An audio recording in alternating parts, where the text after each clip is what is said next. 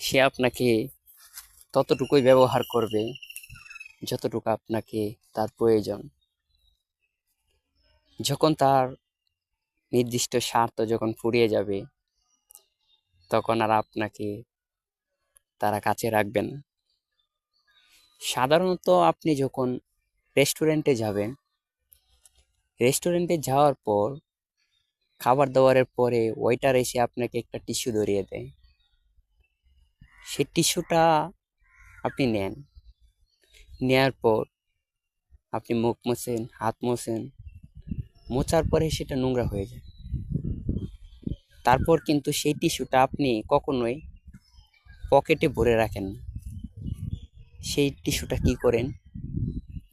ডাস্টবিনে ফেলে দেন। ঠিক সেরকমই দুনিয়ার মানুষ আপনাকে ব্যবহার করবে এরকম একটা টিস্যুর মতো। যখন ব্যবহার করা শেষ হয়ে যাবে, তখন আপনাকে তারা ছুঁড়ে ফেলে দিবে।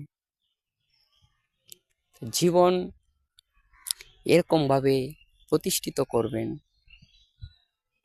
যেখানে মানুষ টিস্যুর মতো না, আপনাকে যেন রুমালের মতো ইউজ করে। রুমালটা দেখবেন সে কিন্তু সেটা দিয়ে নাকের পেটাও পরিষ্কার করে, তারপরও সেই রুমালটা ফেলে দেয় না, পকেটে ভরে রাখে। তাই জীবন যদি গড়তে হয় টিস্যুর মতন নয়, রুমালের মতো গড়ার চেষ্টা করে। আর জীবনের প্রতিটা ধাপে এগোনোর আগে খুবই ভালোভাবে চিন্তা ভাবনা করে তারপরে এগোতে হবে।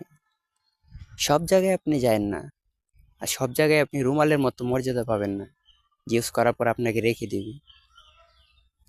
90% জায়গায় আপনাকে টিস্যুর মতো ইউজ করবে। আপনি সেই জায়গাগুলো অ্যাভয়েড করবেন। যদি আপনি সেই জায়গাগুলো অ্যাভয়েড করতে পারেন, ইনশাল্লাহ আপনি ওই রুমালের মতো মর্যাদাটা পেয়ে যাবেন।